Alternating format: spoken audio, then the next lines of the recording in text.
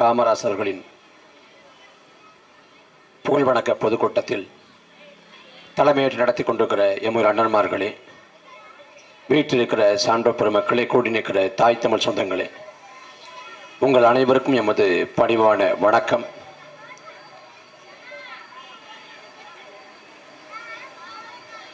மன்னராட்சி முறை வீழ்த்தப்பட்டு இந்த நாட்டில் மக்களாட்சி பிரகடனம் செய்யப்பட்டது. மக்களாட்சி என்றால் அமெரிக்காவின் முன்னாள் ஜனாதிபதி ஆபிரகாம் லிங்கன் மக்களால் மக்களுக்காக மக்களை நிறுவுகிற ஆட்சிதான் மக்களாட்சி என்று வரையறை செய்கிறார். அந்த மக்களாட்சியில் மக்களுக்கு இருக்கக்கூடிய ஒரே அதிகாரம் வாக்கு மட்டும்தான். 5 ஆண்டுக்கு ஒரு முறை தேர்தல் வரும். அந்த தேர்தல் நாளன்று அதிகாலை எழுந்து போய் வாக்குச்சாவடியை நோக்கி முன்னேறி வரிசையில் நின்று அந்த நொடிப்பொழுதில் நாம் இடுகிற முத்திரை தான் நமக்கான அதிகாரம். நாம் வாக்கு செலுத்தி முடித்தவராக நமது அதிகாரம் இன்னொருத்தருக்கு கடத்தப்பட்டுரும்.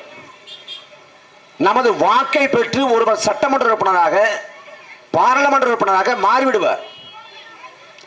ஆனால் நாம் தேர்ந்தெடுத்த சட்டமன்ற உறுப்பினர் சரியாக செயல்படவில்லை என்றால் நாம் அவரை திரும்ப பெற முடியாது. லட்சக்கணக்கான மக்கள் ஒன்று கூடி போராட்டம் செஞ்சு, நான் தவறாக ஒரு சட்டமன்ற உறுப்பினரை தேர்ந்தெடுத்து விட்டேன், நான் வாக்குகளை திரும்ப பெற விரும்புகிறேன் என்று போராடினாலும் திரும்ப பெற முடியாது. கோடிக்கணக்கான மக்கள் சாலை இறங்கி தர்ணா போராட்டம் செய்தாலும் முதலமைச்சராக ஒருவர் தேர்ந்தெடுக்கப்பட்டு விட்டால் 5 ஆண்டு காலத்துக்கு அவர்தான், மாற்ற முடியாது. நாம் கடைகளில் போய் பொருள் வாங்குறோம். பொருள் வாங்குறப்ப என்ன சொல்றான், இந்த பொருளுக்கு 3 மாத காலம் உத்தரவாதம் இருக்கு, கேரண்டி இருக்குங்கிறான். 3 மாத காலம் கேரண்டி, 6 மாத காலம் கேரண்டிங்கிறேன். பிரீத்திக்கு நான் கேரண்டிங்கிறேன். இங்க பிரீத்திக்கு கேரண்டி இருக்கு, எடப்பாடி கேரண்டி இருக்கா, ஸ்டாலினுக்கு கேரண்டி இருக்கா? எதுவும் இல்லை. இந்த ஆட்சி தரமாக இருக்கும், சிறப்பாக இருக்கும், மக்களுக்கானதாக இருக்கும் என்று எந்த உத்தரவாதமும் இல்லை. ஒரு பொருள் தரமற்று இருந்தால் சம்பந்தப்பட்ட அந்த விற்பனையாளரிடம் போய் நாம் முறையிட முடியும். இல்லை என்றால் நாம் நீதிமன்றம் போகலாம், நுகர்வோர் நீதிமன்றம் போகலாம். இந்த பொருள் தரமாக இல்லை, அதற்கான இழப்பீட்டை கொடுங்கள் என்று நாம் வழக்கு தொடுத்து சட்ட போராட்டம் நடத்தி நமக்கான இழப்பீட்டை பெற முடியும். ஆனால் நாம் தேர்ந்தெடுத்த இந்த ஆட்சி அதிகாரம், ஆளக்கூடிய ஆட்சியாளர்கள் தரமா இல்லை, சரியான ஆட்சி இல்லைன்னா எந்த நீதிமன்றத்திலையும் போய் முறையிட முடியாது, எந்த இழப்பீட்டையும் பெற முடியாது. இதான் யதார்த்தம். தேர்தல்னா நம்ம காசை வாங்கிட்டு திமுகவுக்கோ அதிமுகவுக்கோ போட்டுருவோம். ஏன்னா யார் என்ன ஆக போகுதுன்னு மக்கள் மனதில்லை. அன்பான சொந்தங்களே, நாம் போராடி சுதந்திரம் பெற்றோம், எல்லாருக்கும் தெரியும். நாம் சுதந்திரம் போராடி எப்படி பெற்றோமோ அதே போல வாக்குரிமையும் போராடி தான் பெற்றோம். முதல் சட்டமன்ற பொது தேர்தலில் எல்லோருக்கும் வாக்குரிமை இல்லை. யார் படிச்சவங்களோ, யார் பட்டதாரியோ, யார் மிராஸ்தாரோ, யார் பண்ணையாரோ, யார் நிலக்கலாரோ, யார் சமூகத்தில் செல்வாக்கப்பட்டவரோ அவருக்கு மட்டும்தான் வாக்குரிமைங்கிற நிலை இருந்தது. போராட்டம் நடத்தி, பலகட்ட போராட்டம் நடத்தி, ஜனநாயக முறையில் அழுத்தம் கொடுத்து எல்லோருக்கும் வாக்குரிமைங்கிற நிலை உருவாக்கப்பட்டது. அப்படி போராடி பெற்ற உரிமை வாக்குரிமை. அந்த வாக்குரிமையின் மகத்துவத்தை உணர்ந்திருக்கோமா? ஆளக்கூடிய ஆட்சியாளர்கள் இன்னும் 10 மாதம் தான் இருக்கு தேர்தலுக்கு, சட்டமன்ற பொது தேர்தலுக்கு. ஐயா ஸ்டாலின் போன வாரம் ஓரணியில் தமிழ்நாடுன்னார். இப்ப இந்த வாரம் உங்களுடன் ஸ்டாலின், அந்த பக்கம் ஐயா எடப்பாடி, தமிழகத்தை காப்போம், மக்களை மீட்போம் அவரும் கிளம்பிட்டார். தேர்தலுக்கு 10 மாதம் இருக்கு. இப்பதான் மக்களை நோக்கி வர்றாங்க, சந்திக்கவே வர்றாங்க. மன்னராட்சி காலத்துல மன்னனை எந்த மக்களும் தேர்வு பண்றது இல்லை. மக்கள் மன்னனை தோற்கடிக்க முடியாது, வீழ்த்த முடியாது. மன்னன் வச்சதுதான் சட்டம். ஆனா நீதிமன்றங்கள் கிடையாது, எல்லாமே மன்னன் தான். அவன் வச்சதுதான் சட்டம், அவன் வச்சதான் நீதி, அவன் சொல்றதான் எல்லாமே. அந்த மன்னராட்சி காலத்துல கூட மன்னர்கள் நகர்வலம் வந்தான். மாறு வேஷம் போட்டுக்கிட்டு மக்களோட மக்களா உழவுனா மக்களின் குறை என்ன, கவலை என்ன, கண்ணீர் என்ன, கோரிக்கை என்ன அப்படின்னு கேட்டு தெரிஞ்சுக்கிட்டான். மக்களோட மக்களா உழவி. அப்படி மன்னராட்சி காலத்தில் கூட மன்னர்கள் நகர்வலம் வந்தான் மக்களின் குறை கேட்க. ஆனால் மக்களாட்சி காலத்தில் ஆளக்கூடிய ஆட்சியாளர்கள் தேர்தல் வந்தாதான் மக்கள் நோக்கி வர்றேன். இதே ஆர்கே நகரில் இடைத்தேர்தல் நடந்தப்ப இந்த தொகுதி முழுமைக்கும் எத்தனை அமைச்சர்கள் வந்தாங்க, எத்தனை சட்டமன்ற உறுப்பினர்கள் வந்தாங்க, எத்தனை பாராளுமன்ற உறுப்பினர் வந்தாங்க. ஆனா அதே ஆர்கே நகர்ல வெள்ளக்காடாக மாறி மக்கள் பாதிக்கப்பட்டு அழிவின் விளிம்புன்ற போது எத்தனை சட்டமன்ற உறுப்பினர்கள் பாராளுமன்ற உறுப்பினர்கள் வந்தாங்க? வரல. இடைத்தேர்தல் வருது, ஒவ்வொரு பகுதிக்கும் ஒருத்தர் உட்கார்ந்துருக்கான். இந்த வார்டுக்கு இவன், அந்த வார்டுக்கு வேணும். ஒவ்வொரு வார்டு எல்லையிலையும் நாற்காலியை போட்டு கையில ஒரு நோட்டை வச்சுட்டு உட்கார்ந்துருக்கான். இங்க எத்தனை வாக்கு இருக்கு, இந்த வாக்கை எப்படி பெறலாம், அதுல எத்தனை வாக்கு இங்க இருக்கு, எத்தனை பேர் வெளியூர்ல இருக்காங்க, வெளிநாட்டுல இருக்காங்க, எல்லாம் கையில இருக்குது. ஆனா இந்த ஆர்கே நகரும் ராயபுரமும் திருவொற்றியூரும் எண்ணூரும் இந்த பகுதியில் வெள்ளத்தால் பாதிக்கப்பட்ட போது அப்படி யாராவது வந்து சேவையாற்றினாங்களா? ஒருபோதும் சேவையாற்ற மாட்டார்கள். ஏன்னா இவங்களுக்கு நோக்கம் நம்மை ஆள்வது மட்டும்தான். நாம் நன்றாக வாழ வேண்டும், நலவாழ்வு பெற வேண்டும் நோக்கம் துளியளவும் இல்லை. வாக்கு அரசியல், முழுக்க முழுக்க வாக்கு அரசியல், முழுக்க முழுக்க தேர்தல் அரசியல். மனசுல தேர்தலை வச்சுக்கிட்டு எல்லாத்தையும் கடத்துறது. ஆனால் ஒரு தலைவனை வந்தான் தேர்தலை பத்தி சிந்திக்கல, வருங்கால தலைமுறை பத்தி சிந்திச்சான். அந்த தலைவன் தான் காமராசர். காமராசர் ஆட்சி வேணும், காமராசர் ஆட்சி வேணும் எல்லாரும் கேட்கிறாங்க. காமராசர் நம்ம யாரும் பார்த்தது இல்லை, காமராசர் ஆட்சி நாம் வாழ்ந்ததும் இல்லை. இத்தனைக்கும் காமராசர் ஆண்டது வெறும் 9 ஆண்டு காலம் தான். 1954 தொடங்கி 1963 வரைக்கும் வெறும் 9 ஆண்டுகள் ஆட்சி தான். அந்த ஆட்சி வேணுங்கிறோம். கருணாநிதி ஆட்சியை கொடுப்பேன், ஸ்டாலின் கூட பேசல. ஜெயலலிதா ஆட்சியை கொடுப்பேன், எடப்பாடி பழனிசாமி கூட பேசல. ஆனா எல்லோரும் சொல்றான் காமராசர் ஆட்சி, காமராசர் ஆட்சின்னு. ஏன்னா அந்த ஆட்சி தான் மக்களுக்கான ஆட்சியா இருந்துச்சு. அந்த ஆட்சியில தான் அரும்பெரும் சாதனைகள் புரியப்பட்டுச்சு. தமிழ் சமூகம் கல்வி மறுக்கப்பட்டுச்சு. இடைக்காலத்தில் கல்வி மறுக்கப்படுது. அப்புறம் கல்வியை நிறுவனப்படி தர ஆள் இல்லை. அந்த சமயத்தில் பெருந்தலைவர் காமராசர் வந்தார், அதிகாரத்துக்கு வந்தார்.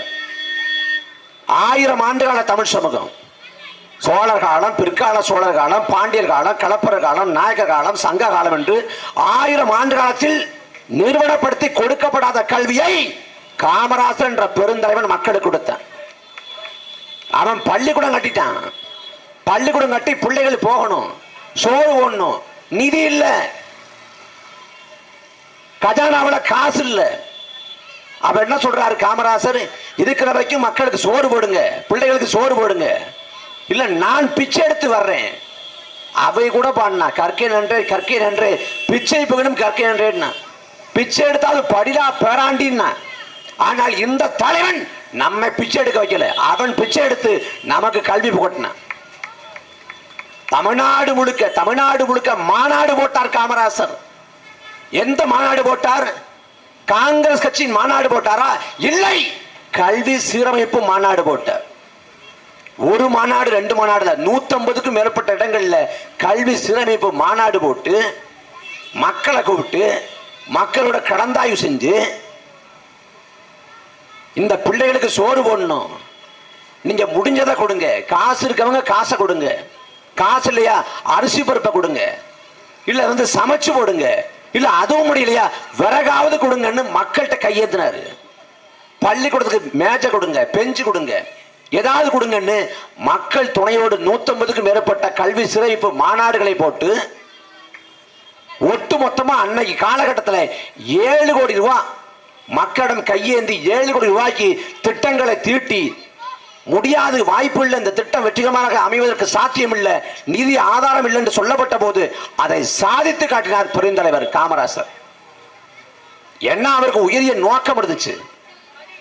பாரதி பாடுறான், அன்னச்சத்திரம் 1000 கட்டணும், ஆலயங்கள் 16,000 நாட்டலும், பின்வரும் தர்மங்கள் யாவும் பெயர் பெற்று விளங்கச் செய்வது ஆங்கோரு ஏழைக்கு எழுத்து வைத்திலேங்கிறான். அன்னச்சத்திரம் 1000 கட்டி எவ்வளவு நீ சோறு போட்டாலும் 16,000 கோயில் கட்டி நீ புண்ணியத்தை தன்னாலும் அது பெரிய புண்ணியம் இல்லடா.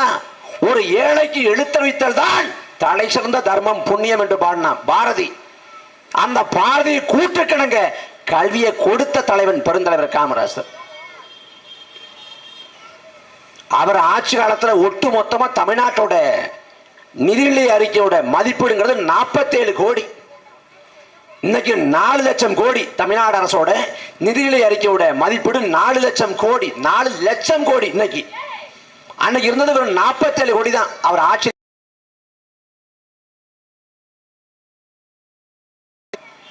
அந்த 47 கோடியை வைத்துக் கொண்டு தமிழ்நாடு முழுக்க வரலாற்றில் பார்க்காத பெரிய சாதனை நிகழ்த்தினர்.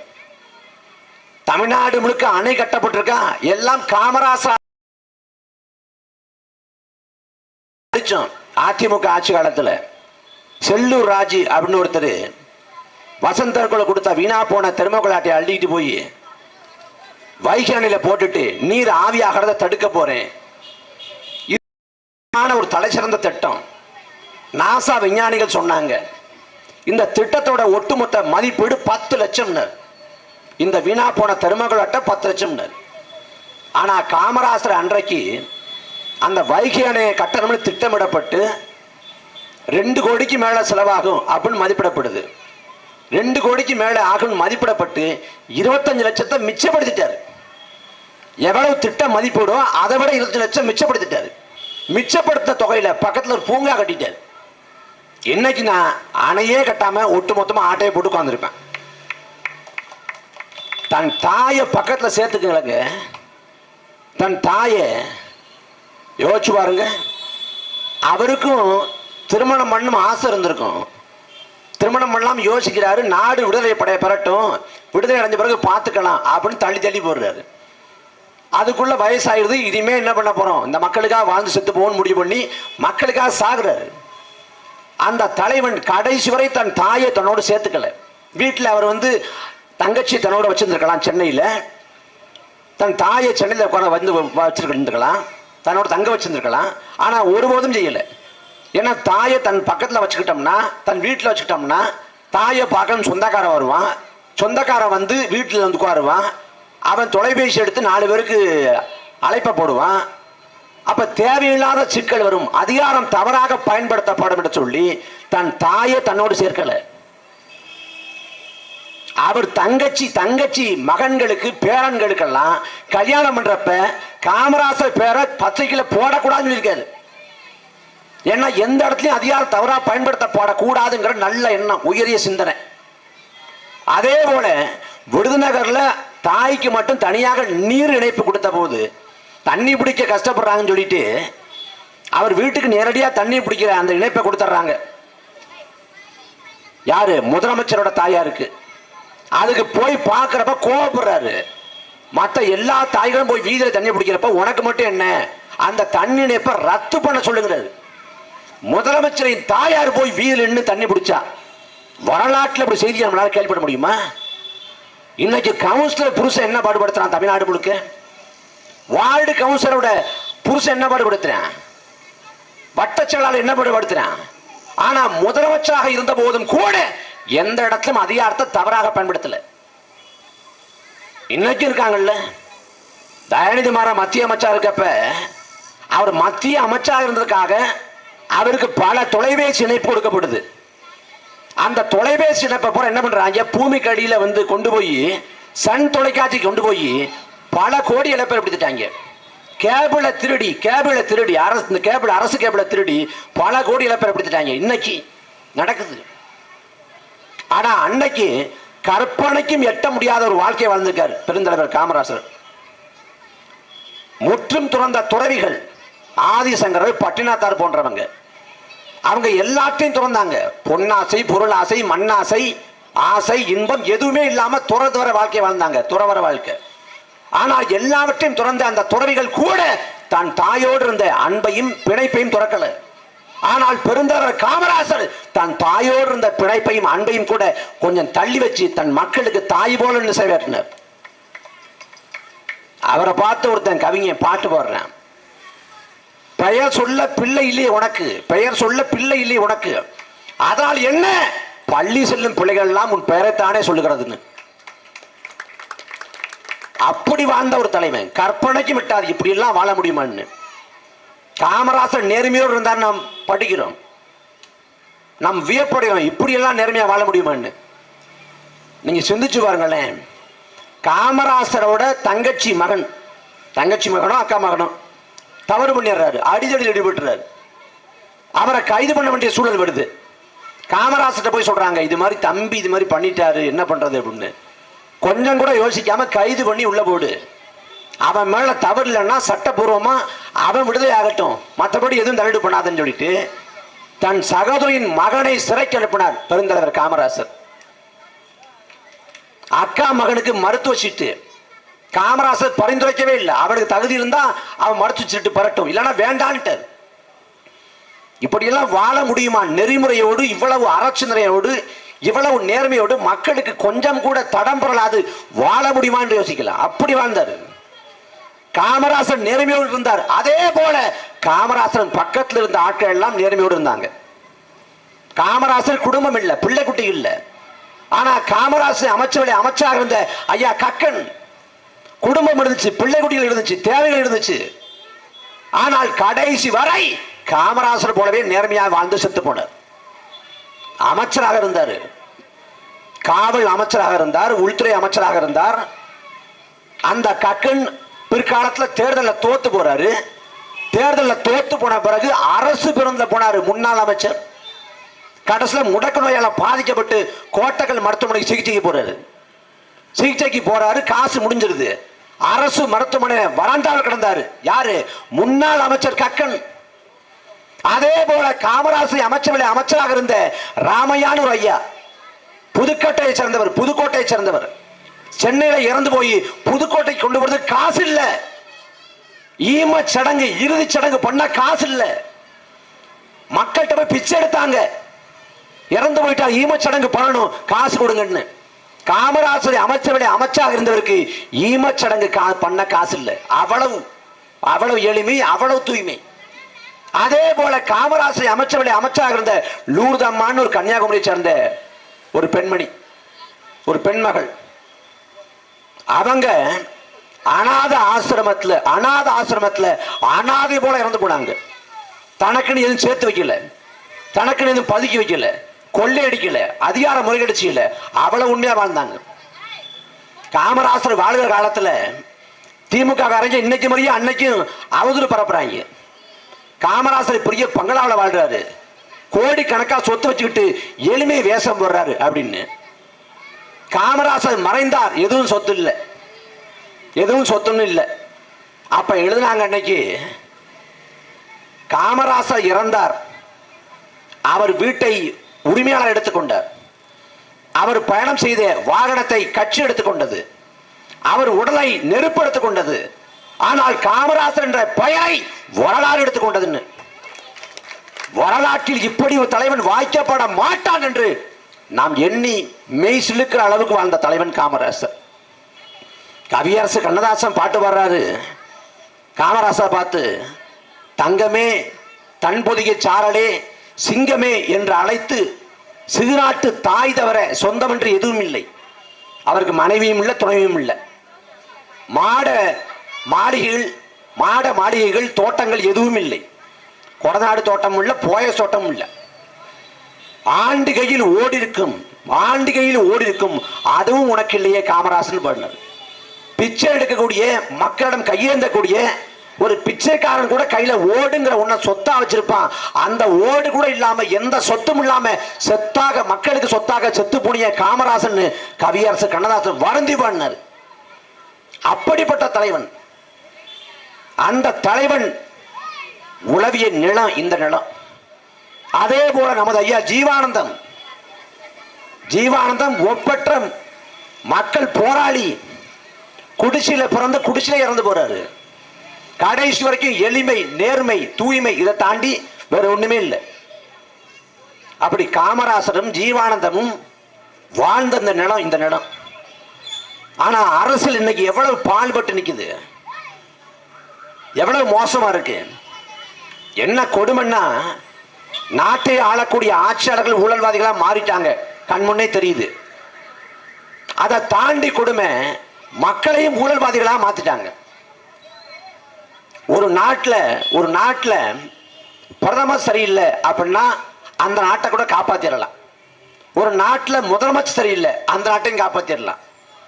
ஒரு நாட்டில் அமைச்சர்கள் சரியில்லை, அந்த நாட்டையும் சரி பண்ணிடலாம். ஒரு நாட்டில் அதிகாரிகள் சரியில்லை, அந்த நாட்டையும் சரி பண்ணிடலாம். ஆனா ஒரு நாட்டில் மக்கள் சரியில்லை என்றால் எது ஒன்றும் செய்ய முடியாது. இங்க பிரச்சனை மக்களே சரியில்லை. நபிகள் நாயகம் சொல்றாங்க, ஒரு காலம் வரும், அந்த காலத்திலே நேர்மையோடு வாழ்வது என்பதே நெருப்பு துண்டுகளை கையில் வைத்திருப்பதற்கு ஒப்பாங்கிறார். ஒரு நாள் நேர்மையா வாழ முடியாதரா, கையில நெருப்பு துண்டை வச்சிருந்தா எப்படி சூடு தாளாது நீ கீழே போட்டு விடுவாயோ, அதே போல நேர்மையான வாழ்க்கையை வாழ முடியாது என்று சொல்றார் நபிகள். அவர் சொன்ன காலம் நாம் வாழ்ந்து கொண்டிருக்கிற இந்த காலம்தான். காந்தியவாதி சத்தியமூர்த்தி சொல்றாரு, மக்கள் மனங்கள்ல மக்கள் மனங்கள்ல மக்கள் நாணயங்கள்ல லஞ்சம் ஊழல் ஊடுருவாம பார்த்துக்கணுங்கிறார். ஆனால் இங்க மக்கள் மனங்கள்ல மக்கள் நாணயங்கள்ல லஞ்சம் ஊழல் ஊடுருவிச்சு. ஏன்னா எவனாவது நேர்மையா உண்மையா மக்களுக்காக நிக்கிறானா அவனை மக்கள் ஏளனமா பேசுறான். பொழைக்க தெரியாத பையன், தானும் படுக்க மாட்டான், தள்ளியும் படுக்க மாட்டான். ஒருத்தன் ஊரடிச்சு உடையில போடுவான். இந்த சங்கர் போல, செந்தில் பாலாஜி போல மகராசை எப்படி வாழ்றான் பாடுற, வாழ்ந்தா இவ்வளவு மாதிரி வாழணும்பா. அப்ப என்ன, நேர்மை உண்மை எல்லாம் ஏளனம் செய்யப்பட தொடங்கி விட்டது. அருகாமல கேரளாங்கிற மாநிலம் இருக்கிறது, வாக்கு காசு கொடுக்க போனா துரத்தி அடிக்கிறான். ஆனா இதே ஆர்கே நகர்ல டிடிவி தினகரன் வந்து டோக்கன் கொடுத்தாரு, காசு கொடுக்கல, வாங்கி கொடுங்க, போராட்டம் நடக்குது. 2021 நாமக்கல் ராசிபுரத்துல சாலையை மறைத்து மக்கள் போராடுறான். பக்கத்து தெருவுக்கு அதிமுக காசு கொடுத்தது, எங்க தெருவுக்கு காசு வரல, வாங்கி கொடுங்கன்னு. அப்ப ஆளக்கூடிய ஆட்சியாளர்கள் ஊழல் செய்து நாட்டை கொள்ளையடித்தார்கள், அது ஒரு பக்கம். அதை தாண்டி அந்த ஊழலை கேள்வி கேட்க தகுதியற்றவர்களாக மக்களையும் மாற்றினார்கள். இதுதான் மிகப்பெரிய கொடுமை. இன்னைக்கு அரசியல் நடக்குதா, வியாபாரம் நடக்குது, வர்த்தகம் நடக்குது, பல கோடிகளை கொட்டி முதலீடு செய்யக்கூடிய தொழிலாக மாறி போனது. இன்னும் 10 மாதத்துல தேர்தல். இந்த 2026 சட்டமன்ற தேர்தலில் வரலாற்று இல்லாத அளவுக்கு பணத்தை கொட்டி இறைப்பான். வரலாற்று இல்லாத அளவுக்கு. ஆர்கே நகர் இடைத்தேர்தல், ஈரோடு கிழக்கு இடைத்தேர்தல், பணத்தை கொட்டி இறைத்தார்கள், நமக்கு தெரியும். அதை தாண்டி பணத்தை கொட்டி இறைப்பான் திமுகவும் அதிமுகவும். அவனுக்கு நோக்கம் இந்த பணத்தை மக்கள் மத்தியில் விநியோகம் செஞ்சு வாக்க வேட்டையாடணும். என்ன நோக்கம் இருக்க போது? காமராசர் போல ஒரு பெரிய கனவு இருக்குதா, இந்த மக்கள் இப்படி வாழணும், இந்த தேசத்து மக்கள் இவ்வளவு உயர்வு பெறணுங்க கனவு இருக்க போதா? ஒரு கனவும் இல்லை. மக்களை ஏமாற்றணும், அதுதானே. 2021 ஐயா ஸ்டாலின் தான் வராரு, விடியல் தர போறாருங்கிற பாட்டை போட்டு தமிழ்நாடு முழுக்க போனாரு. தமிழ்நாட்டு மக்களுக்கு விடிவு வந்துருச்சா? விடியல் வந்துருச்சா? 10 ஆண்டுகள் அதிமுகவின் ஆட்சி காலம் மோசமானது, கொடுங்கோல் ஆட்சி. பேசியது திமுக. ஆனால் அதிமுகவின் ஆட்சிக்கும் திமுகவின் ஆட்சிக்கும் என்ன மாறுபாடு கண்டீர்கள்? என்ன மாறுபாடு? அதிமுகவின் ஆட்சி காலத்திலே சத்தமாக நடந்தது எல்லாம் இப்போது சத்தமின்றி நடந்து கொண்டிருக்கிறது. அவ்வளவுதான் வேறுபாடு. அன்றைக்கு சாத்தான்குளத்திலே தந்தை மகன் காவல்துறையால் கொலை செய்யப்பட்டார்கள். இதே ஐயா ஸ்டாலின் பேசினாரு, காவல் நிலையம் சாத்தான்களை கூடமாக மாறி வருகிறது, இதை ஏற்க முடியாது என்று பேசியவர் ஐயா ஸ்டாலின். ஆனா திமுகவின் ஆட்சி காலத்திலே 30க்கும் மேற்பட்ட காவல் நிலைய படுகொலைகள். கடைசி அஜித்குமாருக்கு மட்டும்தான் நீதி கிடைச்சிருக்கு, மீது யாருக்கு நீதி கிடைக்கல. இதே சேப்பாக்கம் திருவெளிக்கணியில விக்னேஷ்ங்கிற குதிரை ஓட்டக்கூடிய ஒரு தொழிலாளி, ஒரு சின்ன பையன், அவனை காவல்துறை விசாரணைங்கிற பேர்ல கூட்டு போய் அவன் மேல பொய்யா கஞ்சா விளக்க போட்டு அவனை அடிச்சு உதைச்சு சித்திரவதை பண்ணி அவன் இறந்தே போயிட்டான். ஒரே நாள்ல இறந்து போன பிறகு காவல்துறை சொல்லுது அவன் வாந்தி வலிப்பு வந்து இறந்து போயிட்டான். காவல்துறை பொய் சொல்லுது. அந்த பொய்யை கூச்சமில்லாத சட்டமன்றத்தில் வாசித்தவர் தமிழ்நாட்டின் முதலமைச்சர் ஐயா ஸ்டாலின். இப்ப அஜித்குமாரை கொண்டுட்டான். 29 வயசு இளைஞங்க, 29 வயசு இளைஞ, 29 வயசுல ஒரு இளைஞன் எவ்வளவு திடகாத்திரமா இருப்பான், எவ்வளவு துடிப்போடு இருப்பான், எந்தவித பக்க நோயும் இல்லை, வியாதியும் இல்லை, நல்ல பையன். ஆனா ஒரே நாள்ல அடிச்சு கொள்றாங்கன்னா எவ்வளவு கொடூரமா தாக்கியிருப்பாங்க. நீதிமன்ற நீதிபதி சொல்றாங்க, ஒரு கூலிப்பட அடிச்சிருந்தா கூட, சித்திரவதை பண்ணியிருந்தா கூட, கொலை பண்ணு நினைச்சிருந்தா கூட இப்படி எல்லாம் இவ்வளவு காயம் ஏற்பட்டிருக்காது, என்னால சகித்துக் கொள்ள முடியல, அதிர்ச்சியா இருக்குங்கிறாங்க. ஏன் அப்படி கொள்ளணும்? அவ்வளவு அடிச்சு துன்புறுத்தி ஏன் அவனை கொள்ளணும்? கொல்ல வேண்டிய அவசியம் என்ன?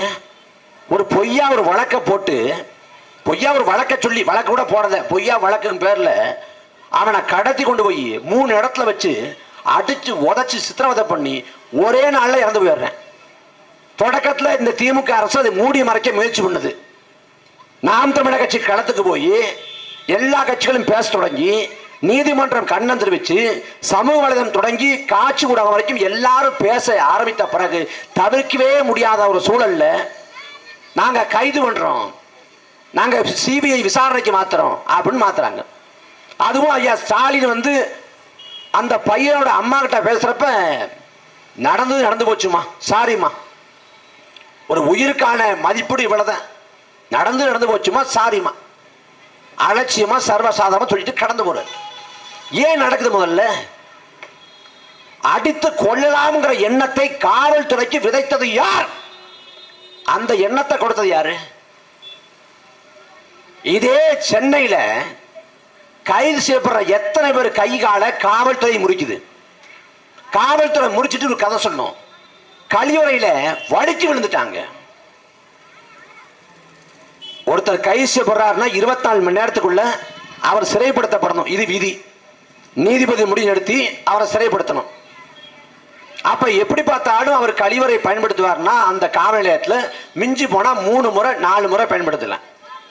3 முறை 4 முறை பயன்படுத்த அவரு வடிச்சு விடுறாருன்னா அதே கழிவறையை 364 பயன்படுத்தக்கூடிய எந்த காவலரும் ஏன் வடிச்சு விடுறது இல்ல? அதுல விசித்திரமான கழிவறை. காவலர்னா வடிச்சு விட மாட்டேங்குது, சோசரப்பா இருக்குது. ஆனா கைதினா மட்டும் வளவளப்பா இருக்குது. என்ன விசித்திரமா இருக்கு? அந்த கழிவறை எங்க இருக்குது? ஏன்னா காவல்துறை கையை முறிக்கும், காலை உடைக்கும். யார் காலை முடிக்கும்? யார் காலை முறிக்கும்? யார் கையை உடைக்கும்?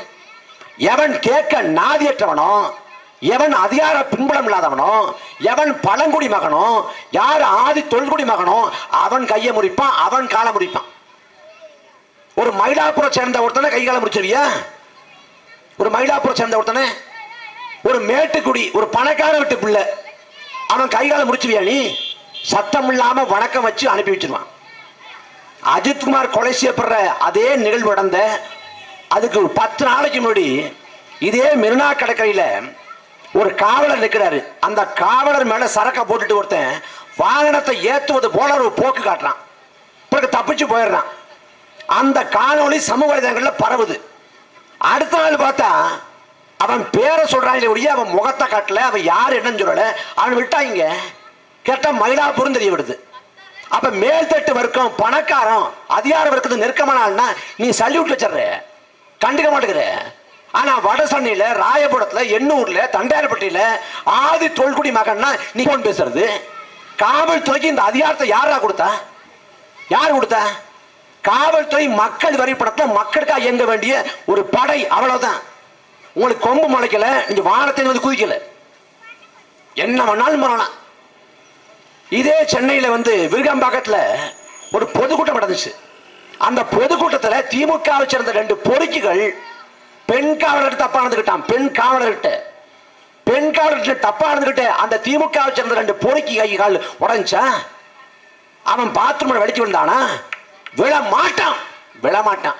அவனை கைது செய்ய வைக்கவே அந்த போராட்டம் நடத்த வேண்டியிருந்துச்சு. அப்ப எல்லோருக்கும் சமமான நீதி, சரிசமமான நீதிங்கிறதா சரியா இருக்க முடியும். பணக்காரனுக்கு ஒரு மாதிரி நீதி, ஏழைக்கு ஒரு நீதினா இது மனநீதி தானே. இதை எப்படி சகித்துக் கொள்ள முடியும்? ஐயா ஸ்டாலின் இந்த 4.5 ஆண்டு காலத்துல தமிழ்நாட்டு மக்களுக்கு செஞ்ச சாதனை என்ன? மறுபடி திமுக எதற்காக ஆச்சரியத்துக்கு வரணும்? இந்த 4.5 ஆண்டு காலத்துல திமுக செஞ்ச அரும்பெரும் செயல் என்ன சொல்லு? எதுக்காக மறுபடியும் திமுக ஓட்ட போடணும்? அதிமுக ஆட்சி காலத்தை இதே திமுக போராடியது. மதுபான கடையை மூட வேண்டும். மதுவால் ஒரு தலைமுறை சீரழிந்து கொண்டிருக்கிறது. இந்தியாவிலே இளமதுவிலை கொண்ட மாநிலம் தமிழ்நாடு. போராட்டம் நடத்தியது திமுக. கொரோனா காலத்தில் மதுபான கடை திறக்கப்பட்ட போது வீட்டு வாசல கருப்பு கொடி ஏந்தி கருப்பொடி தெரிவித்து குடும்பத்தோடு போராட்டம் நடத்தியது இதே ஐயா ஸ்டாலின். இன்னைக்கு திமுக ஆட்சி காலத்தில் மதுபான கடை இல்லையா? அந்த மதுவை குடிச்சிட்டு தமிழ் சமுதாயம் சீரழிஞ்சு போகலையா? ஏன் மதுபான கடையை மூடல? இதுல ஐயா ஸ்டாலின் போதையின் பாதையில போகாதீங்க, நான் மன்றாடி கேட்டுக்கிறேன். சரி, போதையின் பாதையில போகணும், நான் காட்டுக்குள்ள போயிடலாமா? குறுக்கோளில போயிடலாமா? ஏண்டா எந்த சாலையை பார்த்தாலும் டாஸ்மாக் கடை இருக்குது. இப்ப போதையின் பாதையில போகாதான் எங்கடா போறது? எங்க போறது? யாரா சொல்லணும்? இது சசிவருமாள்னு ஒரு ஐயா போராடி ஒரு காந்தியவாதி செத்து போனாரு. மதுக்கடை வாசல போய் நின்று கை கூப்பி மது குடிக்காதீங்க மது குடிக்காதீங்கன்னு மன்றாடினாரு. காலில் விழுந்து கெஞ்சினாரு. அவர் அதிகாரமற்ற ஏழை மகன். அவர் சொல்லலாம் மது குடிக்காதன்னு பரப்புரை செய்யலாம். ஆட்சி அதிகாரத்தை வைத்திருக்கக்கூடிய ஸ்டாலின் வெக்கம் இல்லாம சொல்லலாமா? டாஸ்மாக் கடையை மூடுறா, மூடிட்டு சொல்லு, மூடிட்டு சொல்லு. 48,000 கோடிக்கு வருமானத்தை ஈட்டுற டாஸ்மாக் கடை வச்சு யார் குடிக்கிற? 1 கோடி குடும்பம் சீரழிந்து கொண்டிருக்கிறது மதுவால. காந்தி சொல்றாரு குடி என்பது பழக்க வழக்கம் இல்ல, நோய்ங்கிறாரு. எல்லாத்துக்கும் அண்ணா வழி ஆட்சி பெரியார் வழி ஆட்சிங்கிற அண்ணா தாண்டா சொல்றாரு. அண்ணா சொல்றாரு, அறிஞர் அண்ணா. மதுபான கடை நடத்தி வருமானம் ஈட்டி ஆட்சியை தொடர வேண்டும் நிலை வந்தால் நான் துண்டை உதறி தோல்ல போட்டுக்கிட்டு நடைய கட்டுவேன். அப்படிப்பட்ட ஆட்சியே தேவை இல்லை சொன்னவர் அறிஞர் அண்ணா. மது விலக்குக்காக இந்தியா முழுக்க பரப்புரை செய்ய தயார் முழக்கமிட்டவரும் அறிஞர் அண்ணா தான். அண்ணாவின் மொழி கொள்கையை பின்பற்றுவதாக சொல்லுகிற திமுக அண்ணாவின் மது கொள்கையை பின்பற்றல. டாஸ்மாக் கடை 24 மணி நேரத்துக்கு வைக்கிறாடா. 24 மணி நேரம் வச்சுக்கிட்டு தமிழ்நாடு முழுக்க கஞ்சா அபினு போதை பொருள் போதை வஸ்து கண்ட கர்மம் வைக்கிறாண்டா. அதிமுக ஆட்சி காலத்தில் சட்டசபைக்குள்ள போனாரு ஸ்டாலின் போறப்ப குட்கா எடுத்துட்டு போனாரு. காவல்துறை அதிகாரி ராஜேந்திரனும் அன்றைய அமைச்சர் விஜயபாஸ்கரன் சேர்ந்துகிட்டு காசை வஞ்சிட்டு தமிழ்நாடு முழுக்க குட்காவை விநியோகம் பண்ண விட்டுட்டாங்க. குட்காவுக்கு மறைமுக அனுமதி கொடுத்துட்டாங்க. குற்றம் சாட்டியது ஸ்டாலின். இன்னைக்கு ஸ்டாலினும் உதயநிதியும் காசை வாங்கி கொட்டு கஞ்சாவுக்கும் அபினுக்கும் அனுமதி கொடுத்தாங்களா? கஞ்சா இல்லாத ஒரு ஊர் சொல்றா தமிழ்நாட்டில், ஒரே ஒரு ஊர். இந்த கொருக்குப்பட்டையில, இந்த தண்டையார்பட்டியில, இந்த மூலக்கொத்தளத்துல, ஆர்கே நகர்ல, ராயபுரத்துல, மயிலாப்பூர்ல, மாம்பழத்துல எந்த ஊர்ல கஞ்சா இல்ல? தமிழ்நாடு முழுக்க கஞ்சா இருக்குடா. தமிழ்நாடு முழுக்க காவல் நிலையத்துக்கு பின்புறம் வச்சு விற்கிறான்டா கஞ்சாவை. என்னடா புடிஞ்சுக்கிட்டு இருக்கீங்க நீங்க? என்ன புடிஞ்சுக்கிட்டு இருக்க? பள்ளிக்கூடம் போற பிள்ளை கஞ்சாவை போட்டுட்டு வாத்தியாரை போட்டு அடிக்கிறான்டா, வாத்தியாரை வெட்டுறான்டா. தமிழ்நாடு எங்கடா போய்கிட்டு இருக்கு? இவ்வளவு தூரம் கஞ்சாவை தமிழ்நாடு முழுக்க விநியோகம் பண்ண விட்டது யார்? இந்த கேடுகட்ட திமுக அரசு. இதுல போதையின் பாதையில போகாத, போதையின் பாதையில போகாது. கள்ளச்சாராயம் இந்த திமுக ஆட்சி காலத்தில் கள்ளச்சாராயத்துல 100 பேர் செத்து போயிட்டான். இந்த சாவுக்கு யார் பொறுப்பேற்கணும்? இந்த கேடுகட்ட ஸ்டாலின். கேடுகட்ட ஸ்டாலின் 2023 மரக்கான செங்கல்பட்டு அங்க கள்ளச்சாராயம் குடிச்சு 20க்கும் மேற்பட்ட செத்து போறான். ஒன்னு ஐயா ஸ்டாலின் சொல்றாங்க, நாங்க இரும்புக்காரன் கொண்டு ஒடுக்குவோம், நாங்க யாரையும் சும்மா விட மாட்டோம், வழக்க கொலை வழக்கா பதிவு பண்றோம், சிபிசிஐடிக்கு வழக்க மாத்திரம், இறந்து போனவங்களுக்கு 10 லட்சம் நிவாரணம். இது எப்ப? 2023. 2024ஆம் ஆண்டு மறுபடியும் கள்ளச்சாராய சாவு. இந்த முறை கள்ளக்குறிச்சியில 69 பேர் செத்து போனா. 69 பேர். கண்ணுக்குட்டின்னு ஒரு பரேசி மகன் கள்ளச்சாராயத்தை வித்து 69 பேர் செத்து போனான். அந்த 69 பேர் சாவுக்கு காரணம் யார்? இந்த கேடுகட்ட திமுக. அந்த கண்ணுக்குட்டிங்கிற சாராயத்தை வித்தான், கள்ளச்சாரத்தை வித்தான்னா எப்படி வித்தான்? திடீர்னு வீட்டில் படுத்துருக்கிறப்ப கள்ளச்சாராயம் காய்ச்சலாம்னு ஒரு ஞாபகம் வந்து ராத்திரி போய் கடைத்தெருவுக்கு போய் பொருளை வாங்கியாந்து விடிய காலம் கள்ளச்சாரத்தை காய்ச்சி காலையில விற்பனை பண்ணி மாலையில நான் குடிச்சுட்டு போனானா அவன் மாச கணக்கில் ஆண்டு கணக்கில் உட்கார்ந்து கள்ளச்சாரம் வித்திருக்கான். அவன் எந்த இடத்துல கள்ளச்சாரம் வித்தானோ அதுல இருந்து 100 மீட்டர்ல நீதிமன்ற வளாகம் இந்த பக்கம், இந்த பக்கம் 100 மீட்டர்ல காவல் நிலையம். இந்த உளவுத்துறை காவல்துறை என்ன புடிஞ்சுக்கிட்டு இருந்துச்சு? அப்ப என்ன பண்ணிக்கிட்டு இருந்த? திமுக விமர்சிச்சு பேசாத. திமுக விமர்சிச்சு பேசினா நீ போலீஸ் ரேடார்ல வந்துருவே. உன்னை கண்காணிப்போம், உன் செயல்பாட்டை கண்காணிப்போம், உன் அலைபேசியை ஒட்டு கேட்போம், உன்னோட தனிப்பட்ட விவரங்கள் எல்லாத்தையும் நாங்க பதிவு பண்ணிடுவோம். அதையெல்லாம் ஒட்டு கேட்கிற, உளவு பார்க்கிற, வேவு பார்க்கிற காவல்துறையும் உளவுத்துறையும் காவல் நிலையத்திலிருந்து 100 மீட்டருக்கு பக்கத்துல கள்ளச்சாராயத்தை கண்ணு குட்டிங்கன்னு ஒரு பரதேசி மகன் வித்தப்ப என்ன பண்ணி இருந்துச்சு? முதல்ல ஒருத்தன் செத்து போறாங்க, கள்ளச்சாராயம் குடிச்சிட்டு. முதல்ல ஒருத்தன் அவன் செத்து போறான். அந்த செத்து போன சாவுக்கு எல்லாரும் போறாங்க. அந்த செத்து போற சாவுக்கு போறாங்கல்ல, அந்த சாவு ஊர்வலத்துல இறுதி சடங்கின் போது மறுபடியும் கள்ளச்சாரத்தை விற்பனை பண்ணிருக்கான். இறுதி ஊர்வலத்துல கள்ளச்சாரத்தை குடிச்சிட்டு அதுக்கு மட்டும் பல பேர் செத்து போறான். சரி, முதல்ல ஒருத்தன் சாக விட்ட, அதுக்கு பிறகாவது காவல்துறையும் உளவுத்துறையும் விழிப்புற்று நீ மக்களை எச்சரித்தா செத்துக்க மாட்டாங்கடா. மக்கள் செத்து போனா 10 லட்சம், 5 லட்சம், 3 லட்சம் முடிச்சு விட்டுறது. அப்ப உயிர்னா, ஏழைகள் உயிர், எளிய மக்கள் உயிர்னா அரசுக்கு மயாடா. என்ன ஆட்சி நடத்துறீங்க? மக்களுக்கான ஆட்சி நடத்துறோம். திராவிட மாடல் அரசுங்க. என்ன திராவிட மாடல் அரசு? என்ன முற்போக்கா பண்ணி கிழிச்சிட்ட? என்ன பண்ணி கிழிச்சிட்ட? திருப்போரூர்ல வந்து முருகன் கோயில் இருக்கு. அந்த முருகன் கோயிலுக்கு வழிபாடு செய்ய ஒருத்தன் போறேன். வழிபாடு செய்ய போறப்ப உண்டியல்ல காசு போடுறேன். காசு போடுறப்ப பையில இருந்த அந்த ஆப்பிள் போனு, அந்த போன் தவறி உண்டியல்ல விழுந்துருது. விழுந்தா என்ன பண்ணிருக்கணும்? விழுந்த உடனே திறந்து சாவி எடுத்து திறந்து கொடுத்து போங்கன்னு கொடுத்துருக்கணும். ஆனா திமுக அரசு என்ன பண்ணுது? உண்டியல்ல விழுந்தது அம்பாளுக்கு தான் சொந்தம். அந்த மாதிரி உண்டியல்ல விழுந்தது முருகனுக்கு தான் சொந்தம். நாங்க முருகனை கேட்காம எடுக்க முடியாதுன்னு சொல்லிட்டு அது உட்கார்ந்து பேசுறாங்க. உண்டியல்ல விழுந்த காசு வந்து சாமிக்கு சொந்தம்ங்கிறாங்க. பாளையத்தம்மன் ஒரு அடுத்த பழைய படத்துல நகைச்சுவை வச்சு அந்த படத்துல கேலி பண்ணிட்டாங்க. அதுக்கு ஒரு விவேக் கேலி பண்ணிட்டாரு. ஆனா இன்னைக்கு வரைக்கும் உண்டியல்ல விழுந்த பணம் வந்து முருகனுக்கு சொந்தம்ங்கிறாங்க. கேட்டா நாங்க முற்போக்கு ஆட்சி நடத்துறோம். என்ன முற்போக்கு ஆட்சி பண்ணி கிழிக்கிற? என்ன இருக்கு இந்த ஆட்சியில? அதிமுக ஆட்சிக்கும் திமுக ஆட்சிக்கும் என்ன மாறுபாடு? அதிமுக ஆட்சி காலத்துல தூத்துக்குடி துப்பாக்கி சூடு. அன்னைக்கு ஐயா ஸ்டாலின் பேசுறாங்க, அதிமுக ஆட்சி துப்புக்கட்ட ஆட்சி, அதுக்கு தூத்துக்குடியே சாட்சின்னாரு. தூத்துக்குடி துப்பாக்கி சூட்ல வந்து 15 பேரை கொன்றது எடப்பாடி பழனிசாமி அரசு, அதிமுக அரசு. அன்றைக்கு கொன்ற போது இதே திமுக கண்டித்தது. நாங்க யாரையும் சும்மா விட மாட்டோம், ஆட்சிக்கு வந்த பிறகு நாங்க நடவடிக்கை எடுப்போம் சொன்னது திமுக. 2018 தூத்துக்குடி துப்பாக்கி சூடு, 2019 பாராளுமன்ற தேர்தல், தூத்துக்குடி பாராளுமன்ற தேர்தலில் தொகுதியில அம்மையார் கனிமொழிக்கு வாக்கு போது இந்த துப்பாக்கி சூட்டுக்கு நீதி வேணும்னா திமுக ஓட்டு போடுங்க கேட்டது திமுக. ஆனால் ஆட்சிக்கு வந்து 4 ஆண்டுகளை கடந்துட்டோம். 4 ஆண்டுகளை தூத்துக்குடி துப்பாக்கி சூடு தொடர்பாக அருணா ஜெகதீசன் ஆணையம் மக்கள் திட்டமிட்டு கொண்டடிக்கப்பட்டிருக்கிறார்கள். மக்கள் மீது எந்த பிழையும் இல்லை. தப்பி ஓட பார்த்த மக்கள் மீது காவல்துறை துப்பாக்கி சூடு நடத்தி கொண்டடிச்சிருக்காங்கன்னு சொல்லுது. அருணா ஜெகதீசன் ஆணையம் இந்த காவல்துறை அதிகாரிகள் மீது, இந்த அதிகாரிகள் மீதெல்லாம் குற்றமே நடவடிக்கை எடுக்கப்படணும், வழக்கு போட்டு கைது பண்ணி சிறைப்படுத்தணும். தூத்துக்குடியில மக்களை எவன் கொண்டடித்தானோ அவனை கொலை வழக்கின் கீழே கைது பண்ணணும்னு அருணா ஜெகதீசன் ஆணையம் சொல்லுது. ஆட்சிக்கு வந்து 4 ஆண்டுகளை கடந்தாகிவிட்டது.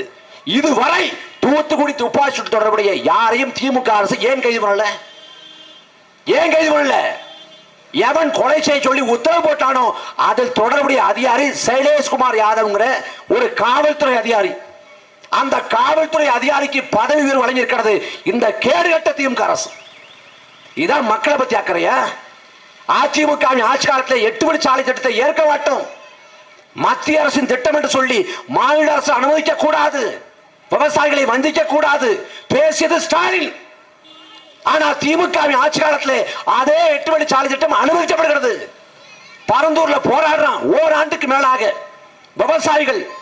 எங்கள் பாட்டன் பூட்டன் காலம் தொட்டு நாங்கள் வாழக்கூடிய நிலம் இந்த நிலம், எங்கள் விவசாய நிலத்தை நாங்கள் பறிகொடுக்க மாட்டோம், எங்களை வாழ விடுங்கள் எங்கள் பூர்வீக நிலத்தை எங்களுக்கு கொடுங்கள் என்று கேட்கிறேன். ஆனால் மக்கள் உணர்வை மதிக்காது, மக்கள் போராட்டத்தை மதிக்காது.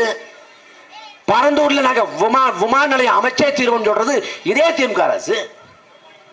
இதே எண்ணூர்ல இந்த அம்மோனியா வாயு வெளிப்பட்டு ஒரு நள்ளிரவுல எல்லாருக்கும் இருமல் வருது, எரிச்சல் வருது, வாந்தி வருது, மூச்சு திணறல் ஏற்படுது. போன டிசம்பர்ல நள்ளிரவுல மக்கள் வீட்டை விட்டு வெளியேறாங்க. அந்த நிறுவனத்தின் மீது நடவடிக்கை எடுங்கன்னு நம்ம கோரிக்கை வச்சோம். எடுத்தானா? அன்பான சொந்தங்களே, நச்சு நாசகார திட்டங்களை எல்லாம் கொண்டாந்து எண்ணூர்ல வச்சிருக்கான். எல்லாத்தையும் கொண்டாந்து வச்சிருக்கான். ஒரு 40 ஆண்டுக்கு முன்னாடி 1980களில் மத்திய பிரதேச மாநிலம் போபால்ல இதே போல அன்றாட அலுவல்களை பணிகளை முடிச்சுட்டு மக்கள் உண்டு விட்டு உறங்க போறாங்க. ராத்திரி தூங்கிட்டு இருக்கிறாங்க. நள்ளிரவுல எல்லாருக்கும் இதே போல எரிச்சல் ஏற்படுது, வாந்தி வருது, மூச்சு திணறல் ஏற்படுது. பிடிஞ்சு பார்த்தா பல்லாயிரக்கணக்கான மக்கள் செத்து போறாங்க. எங்க? மத்திய பிரதேச மாநிலம் போபால்ல. என்னன்னு யோசிச்சு பார்த்தா அங்க ஒரு தொழிற்சாலை இருக்குது. தொழிற்சாலை யூனியன் கார்பைடு இந்தியா அப்படிங்கிற உர தொழிற்சாலை. அந்த உர தொழிற்சாலையிலிருந்து மெத்தில் ஐசோசைனேட்டுங்கிற ஒரு நச்சு வாயு வெளிப்பட்டு அந்த வாயு பல்லாயிரக்கணக்கான மக்களை கொன்றுது. அமெரிக்காவில் இரட்டை கோபுர தாக்குதல்ல உயிரிழந்தவனை விட அந்த போபால்ல விஷவாயு காய்ச்சல் இறந்து போனவன் தான் அதிகம். அதுல யார் குற்றவாளினா அந்த யூனியன் கார்பைடு இந்தியாங்கிற நிறுவனத்தின் அதிபர் வாரன் ஆண்டர்சன் அப்படிங்கிற அமெரிக்காக்காரன். மக்கள் செத்து போனா பல்லாயிரக்கணக்கான மக்கள். இன்னைக்கு வரைக்கும் அங்க பிறக்கக்கூடிய பிள்ளைகள் ஊனமாக பிறக்கிறது, குறைபாட்டோடு பிறக்கிறது. அந்த இறந்து போன குடும்பத்துக்கு நிவாரணம் கிடைக்கல, பாதிக்கப்பட்ட குடும்பத்துக்கு நிவாரணம் கிடைக்கல.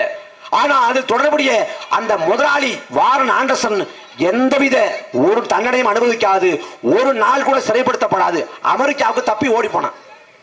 தப்பிக்க விட்டது அன்றைக்கு இருந்த ஆட்சியாளர்கள். நம் கண்முன்னே சாட்சியாக இருக்கிறது. அப்படி இருக்கப்ப அமோனியா வாயு வெளியாகுது. அது கொடுத்து திமுக அரசோட நடவடிக்கை என்ன? அந்த நிறுவனத்தின் மீது நடவடிக்கை எடு. எங்கள் வாழ்வாதாரம் கேள்விக்குறியாகுது. எங்கள் சுற்றுச்சூழல் மண்டலம் அழிந்து போகுது, மாசுபடுது. நாங்கள் பிறந்துட்டோம், வாழ்ந்துட்டோம். எங்கள் தலைமுறை இங்கதான் வாழணும். எங்கள் பேரன் பத்திகள் இங்கதான் வாழணும். அவன் வாழ்வதற்கு ஏற்ற இடமாக இந்த நிலம் இருக்கிறதா என்று கேட்கிறோம். என்ன இருக்குது?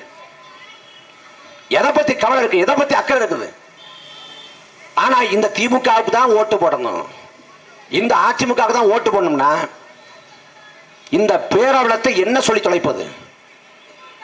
எல்லாத்தையும் அனுபவிக்கிறேன், கண்முன்னே அனுபவிச்சு கொண்டிருக்கேன்.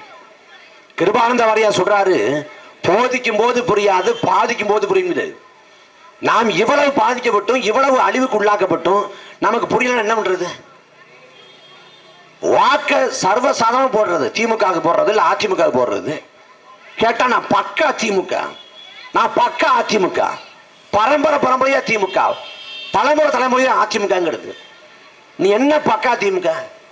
கருணாநிதி மூத்த மகன் அழகிரியே திமுக இல்ல. ஜெயலலிதாவோட உற்ற தோழி சசிகலாவே நீங்க அதிமுக இல்லடா. நீ திமுக அதிமுக கட்டிக்கிட்டு அழுவுற. நீ மாற்றம் வரணும், நாட்டில் மாறணும், வறுமை போகணும், ஏழ்மை போகணும், பசி கொஞ்சம் போகணும், மக்கள் துன்பதினம் போகணும்னா நீ திமுகவை அதிமுகவை விடு. ரெட்டால உதயசூரியனை மறந்தாதான் உன் வாழ்வில் விடிவு வரும், விடியல் வரும், நல்லது நடக்கும். அது வரைக்கும் நீ தேவாலயத்தில் போய் ஜெபிச்சாலும் சரி, பள்ளிவாசல போய் தொழுதாலும் சரி, கோயில்ல போய் நீ பூஜை பண்ணாலும் சரி, எந்த தீர்வும் கிடைக்கப்படுறதில்லை. நீ சிக்கலுக்கு போய் சிக்கல்லாம் திருடணும்னு சொல்லி சிங்கார வேலருக்கு போய் அளவு குத்துனாலும் திமுக ஓட்ட போட்டுட்டு ஒன்னும் ஆகப்படுறதில்லை. நாம் மாற்றி செலுத்தணும், நாம் வாக்கை மாற்றணும். இந்த வறுமை ஏழ்மை எல்லாம் நம்ம விட்டு போகணும்னா வாய்ப்பு, வரலாறு கொடுத்துக்கிற வாய்ப்பு நாம் தமிழர் கட்சி. கவியரசு கண்ணதாசன் காமராசர் சொன்னாரு, காலத்தின் கடைசி கருணைனார்.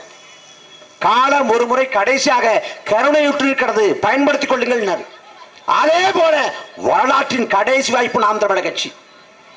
இந்த வாய்ப்பை விட்டுவிட்டோம் என்றால் இந்த இனம் வாழ்ந்ததற்கான அறிகுறி எல்லாம் போயிடும், அழித்தொழிக்கப்படுவோம், உரிமைகள் பறிக்கப்படுது. தமிழ்நாட்டில் தமிழர் வாழ முடியுதா? தமிழ்நாட்டின் தலைநகர் சென்னை போய் பாரு, மாட மாளிகை, கூட கோபுரம், பெரிய பெரிய வணிக வளாகம் யார் வச்சிருக்கா? மலையாளி, மார்வாடி, பீகாரி. அந்த கடை வாசல்ல கூர்கால பாக்குறவன் நம்ம ஆளு தமிழன். அந்த கடை வாசல்ல தள்ளுவண்டி கடை போட்டு வளைக்கிறவன் நம்ம ஆளு தமிழன். எங்க இருக்க நீ? லட்சக்கணக்கான வடநாட்டுக்காரன் தமிழ்நாட்டில் ஊடுருவி கொண்டிருக்கான். உன்னோட பொருளாதாரம் சுரண்டப்படுகிறது. உன் பொருளாதாரம் சுரண்டப்பட்டால் உன் நிலத்திலே அடிமையாக மாறுவாய்.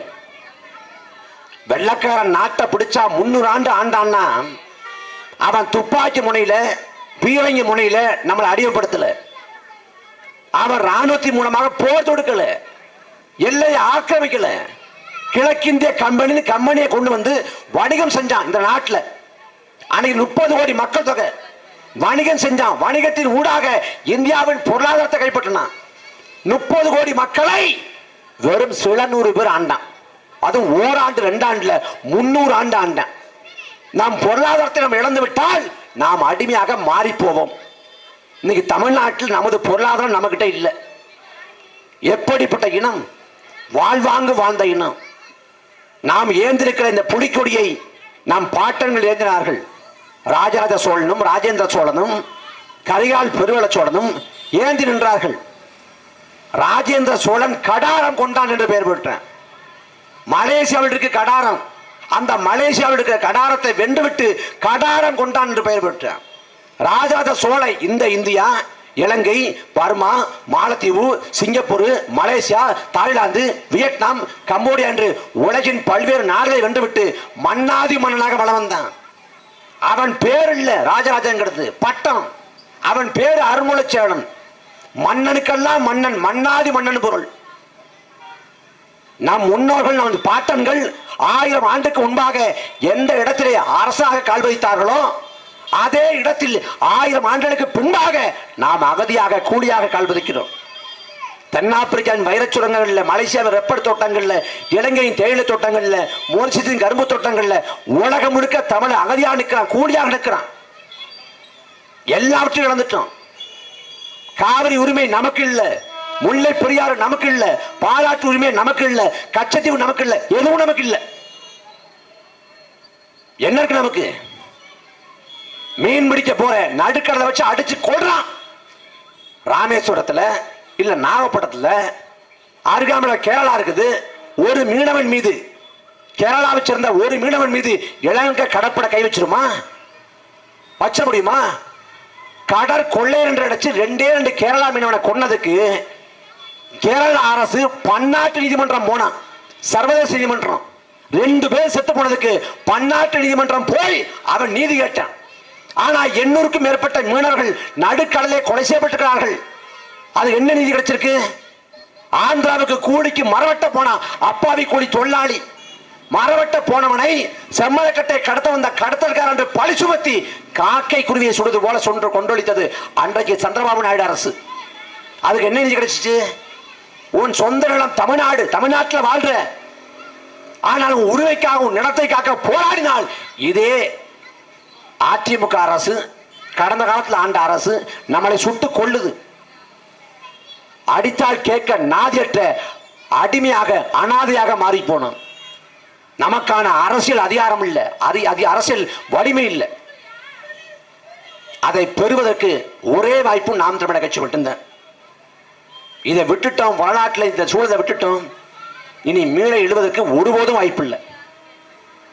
இல்லை, நாங்கள் ஸ்டாலினுக்கு தான் போடுவோம், ஸ்டாலின் தான் பெரிய தலைவர், பெரிய புரட்சியாளர்னு. ஐயா, ஸ்டாலினுக்கு என்ன தெரியும்? தமிழ்நாட்டில் என்ன நடக்குதுன்னே தெரியல அவருக்கு. எந்த கொம்பனும் குறை சொல்ல முடியாத ஆட்சிங்கிட்டு. இந்த ஆட்சியை குறை சொல்ல ஏன் கொம்பன் வரணும்? ஒரு வயதான மூதாட்டி போதாத? ஏதோ ஒரு மூதாட்டி சாலையில போயிட்டு இருக்குது. சாலையில போயிட்டு இருக்கிறப்ப சூரட்டி பார்க்குது, ஸ்டாலின் படம் ஒட்டி இருக்குது. பார்த்த உடனே ரோசப்பட்டு செருப்பு எடுத்து வீசுது ஸ்டாலின் படத்தை நோக்கி. என்ன அதுக்கு அவ்வளவு கோபம்?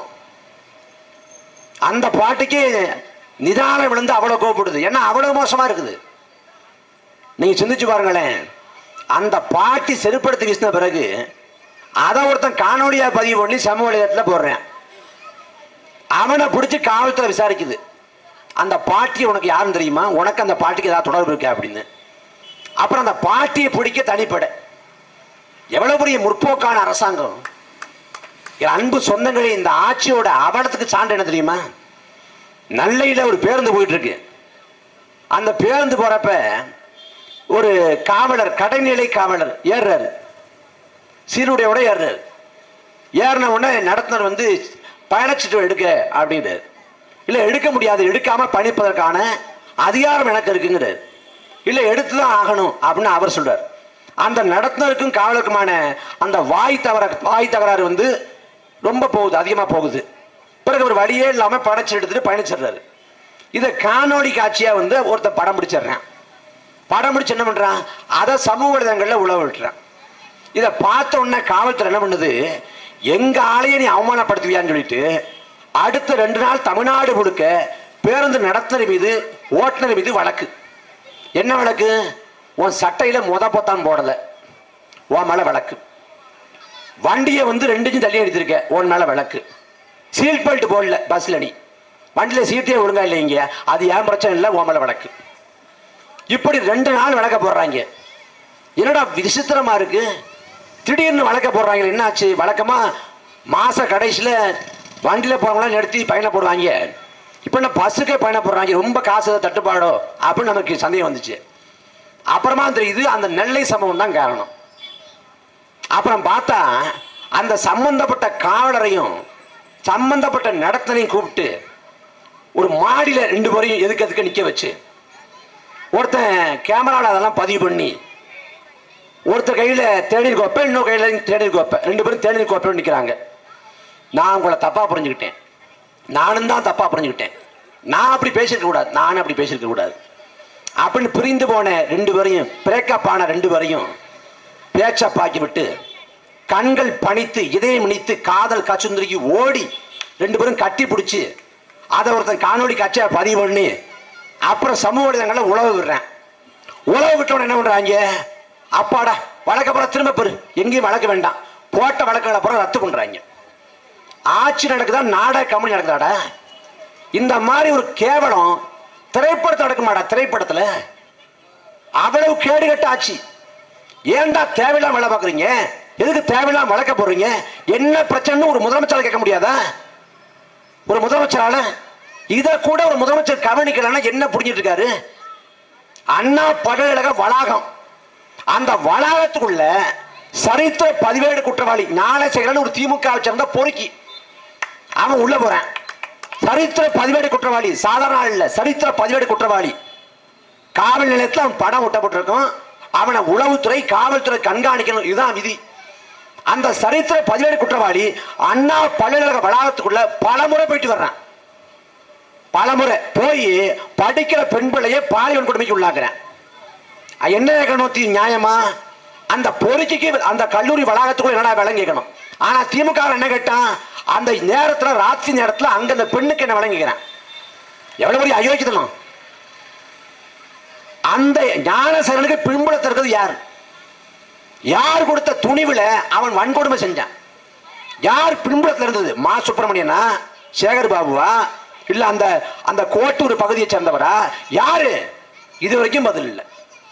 முதல்ல ஞானசேகரனை காப்பாற்ற பார்த்தாங்க, முதல்ல கைது பண்றாங்க, ராத்திரியோட ராத்திரியா கைது பண்ணி வீட்டுக்கு போய் விட்டுறாங்க. சமூக வலைதளங்களில் பேசுபொருளாகி காட்சி ஊடகங்கள் பேசி இனி தவிர்க்கவே முடியாத நிலைமை வந்த பிறகுதான் அவனை கைது பண்ணி சிறைப்படுத்திருக்காங்க.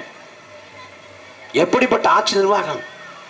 ஐயா ஸ்டாலின் 2021 சொல்லியிருக்காரு, 2021 உங்களுக்கு ஒரு பிரச்சனை இருக்கா, தமிழ்நாட்டில் பிரச்சனை தீர்க்கலையா, நீங்க முதலமைச்சர் அறையோட வந்து தட்டலாம். எப்படி? தமிழ்நாட்டில் ஒரு பிரச்சனை இருந்தா முதலமைச்சர் அறையை கூட வந்து தட்டலாம் இருக்காரு. யாரு? ஐயா ஸ்டாலின் 2021. இப்ப முதலமைச்சர் அறையை வந்து தட்டுறதா இல்ல கடப்பால் வச்சு உடைக்கிறத? தமிழ்நாட்டில் அவ்வளவு பிரச்சனை இருக்குது, எதை பத்தி என்ன அக்கறை இருக்குது? ஐயா ஸ்டாலினுக்கு இந்த பிரச்சனைகளை அறிந்து கொள்வதற்கான ஆற்றல் இருக்கா, திறன் இருக்கா? முதல்ல 2021 தேர்தல் சமயத்தில் ஐயா ஸ்டாலின் வந்து வீதி வீதிக்கா போறாரு.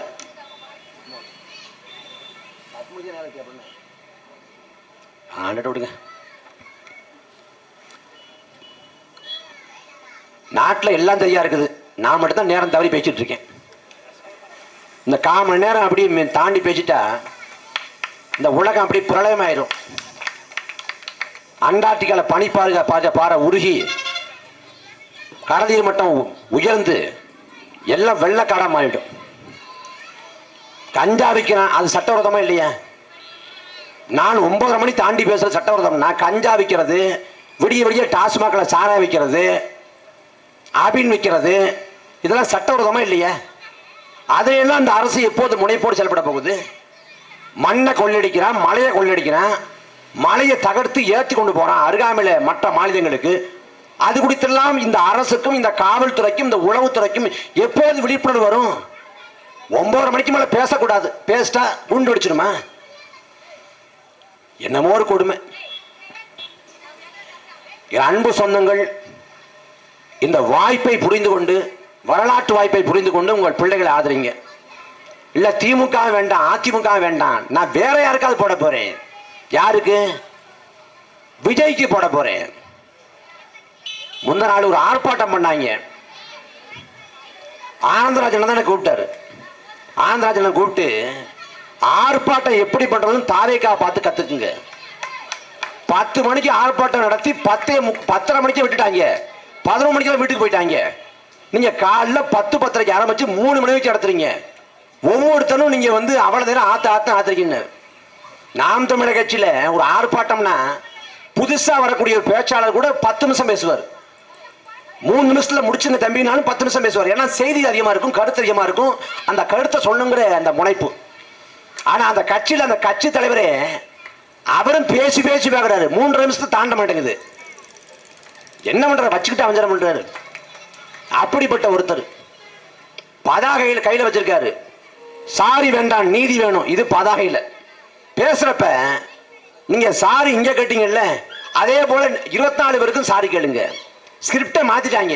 இது ஒன்று இருக்கு, அது ஒன்று இருக்கு. அப்படிப்பட்ட ஒரு தலைவர் மக்களை சந்திக்கவே ஒரு விவசாயி இருக்குது. செய்தியாளர் சந்திச்சு அவங்க கேட்கக்கூடிய கேள்விகளுக்கு முகம் கொடுத்து பதில் சொல்லுங்கன்னா அதுக்கு வாய்ப்பு இல்லை. ஏங்க இன்னைக்கு அதிகாரத்தில் வராதப்ப மக்களை சந்திக்காத ஒருத்தர் அதிகாரத்துக்கு வந்த பிறகு மக்களை சந்திப்பாரு. கமலஹாசன் 2018 19 வாக்க செலுத்துறீங்க. டிவி எல்லாம் உடைச்சாரு. அவரு எங்க போனாரு? போயிட்டாரு. அவரு தக்கலைப்புன்னு போயிட்டாரு. அந்த மாதிரி களத்துல மக்களுக்காக எவன் நிற்கிறானோ அவன் தான் உங்களுக்கு கடவன். நாங்க நாம் தமிழர் கட்சி இன்னைக்கு தொடங்கப்பட்ட கட்சி இல்ல, 2010 தொடங்கப்பட்ட கட்சி. 2010 தொடங்கப்பட்டு 16 போட்டி போட்டு, 19 போட்டி போட்டு, 21 போட்டி போட்டு, 24 போட்டி போட்டு 4 பொது தேர்தல் கடந்து வந்திருக்கோம். 4 பொது தேர்தலில் வெற்றி பெறல, தோல்விதான். ஆனா தோல்வியுற்ற ஒரு கட்சி நாளுக்கு நாள் வளர்ந்து கொண்டிருக்கிறது. இந்திய தேர்தல் அரசியல் வரலாற்றில் தோத்து போன ஒரு கட்சி வளர்ந்தா சரித்திரமே இல்லை. ஆனால் நாம் தமிழர் கட்சி அந்த நியதிக்கு மாறாக 8.2 விழுக்காடு வாக்களை பெற்றது. ஏன்னா நாங்கள் கோட்பாடை கொண்டிருக்கோம், கொள்கையை கொண்டிருக்கோம், அரசியல் படுத்தப்பட்ட கூட்டம். கட்சியில தலைவர் முதல் கடைக்கோடி தொண்டை வரைக்கும் எல்லாருக்கும் தெளிவாக ஒரு புரிதல் இருக்கு. நாம் தமிழர் கட்சி கூட்டமா அங்க மது வாட இருக்காது. கூட்டம் முடிஞ்ச பிறகு கலைவரம் இருக்காது. கூட்டம் முடிஞ்ச பிறகு நாற்காலியை அடிக்க வைப்பாங்க. நீங்க தேடி தேடி ஒரு மாநாடு நடக்கக்கூடிய கூட்டத்தில் தேடி தேடி பார்த்தா கூட ஒரே ஒரு தண்ணீர் அந்த சாராய போத்தல பார்க்க முடியாது. அகவணக்கம் கூட்டம் தொடங்கும். அகவணக்கம் அப்படின்னு சொல்லுவாங்க, அறிவிப்பாங்க. 1,00,000 பேர் கூடினாலும் மௌனமா இருப்போம். தலைவர் பிரபாகரன் ஒட்டுமொத்த கூட்டமா ஆர்ப்பரிக்கும். இதான் கட்டுக்கோப்பு, ஒழுங்கு, நேர்த்தி, ஒரு படைக்கான அழகு. அப்படிப்பட்ட ஒரு படை நாம் தமிழர் படை. எங்களை நம்பி ஆதரிச்சு அங்கீகரித்து வாக்களை கொடுங்க. எங்கள் சின்னம்ங்கிறது எங்கள் எண்ணம் தான் சின்னம். விவசாயிகளை வாழ வைக்கணும், விவசாயிகளை கொண்டாடணும். விவசாயியே சின்னமா கொண்டிருக்கோம். எந்த விவசாய சின்னத்தை பறித்தார்களோ அதே விவசாய சின்னத்தை மீளப்பட்டிருக்கும். சங்க இலக்கியங்கள் விவசாயிகளை கொண்டாடுகிறது. உண்டி கொடுத்தவன் உயிர் கொடுத்தவன் போலன்னு. உணவை படைத்த விவசாயி உயிரை படைத்த இறைவனுக்கு ஒப்பானவன். அந்த விவசாயிகளை போற்றி தொழுவதற்கு வரலாறு கொடுத்துக்கிற வாய்ப்பு நாம் தமிழர் கட்சி. 2026 சட்டமன்ற பொது தேர்தல். அந்த பொது தேர்தலில் நாம் தமிழர் கட்சி தனித்து களமிறக்குது.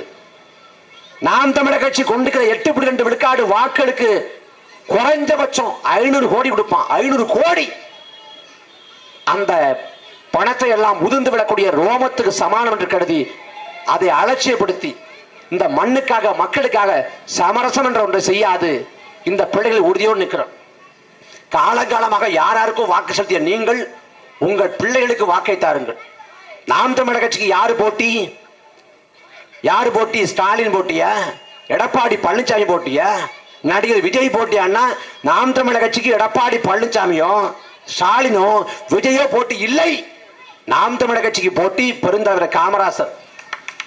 அந்த மாசற்ற தலைவன் 9 ஆண்டு காலத்தில் கொடுத்த பொற்கால ஆட்சியை தாண்டி மகத்தான ஆட்சியை கொடுப்போம் என்பதுதான் அவர் தம் பேர பிள்ளைகளின் சூளுரை. ஆகவே உங்கள் வாக்குகளை நாம் தமிழர் கட்சிக்கு விவசாய சின்னத்திலே வரக்கூடிய தேர்தல் காலத்தில் கொடுங்க. நாம் தமிழர் கட்சியை ஆதரிங்க, அங்கீகரிங்க. நாம் தமிழர் கட்சியோட படையை பெருக செய்யுங்கள். நாங்கள் இறுதி வரை இந்த மண்ணுக்காக மக்களுக்காக உழைப்போம். நாங்கள் ஒருபோதும் சமரசம் பண்ணல. நாங்கள் சமரசம் பண்ணியிருந்தா இல்ல எங்களுக்கான வாய்ப்பு வேணும், லாபம் பார்க்கணும் அப்படின்னு நினைச்சிருந்தா நாங்கள் விலை போயிருக்கலாம். இந்த நிலத்துல மாற்று அரசு என்று தொடங்கி அத்தனை பேரும் சமரசம் பண்ணியிருக்காங்க, விலை போயிருக்காங்க. வைகோ தொடங்கி, அண்ணன் திருமாவளவன் தொடங்கி, அன்புமணி ராமதாஸ் தொடங்கி, கமலஹாசன் தொடங்கி எல்லோரும் விலை போயிருக்காங்க. ஆனால் கடைசி வரை விலை போகாது, பேரத்துக்கு போகாது, அடக்குமுறை ஒடுக்குமுறைகளுக்கு அஞ்சாது தொடர்ச்சியாக இந்த மண்ணுக்கு மக்களுக்குன்னா நாம் தமிழர் கட்சி களத்தில் நிற்குது. இந்த பிள்ளைகளை ஆதரித்து அங்கீகரித்து ஊக்கப்படுத்துங்கள். அதிகாரத்தை நோக்கி எங்களை அனுப்பி வையுங்கள். நிச்சயமாக இந்த மண்ணுக்காக மக்களுக்காக உழைப்போம். நன்றி, வணக்கம்.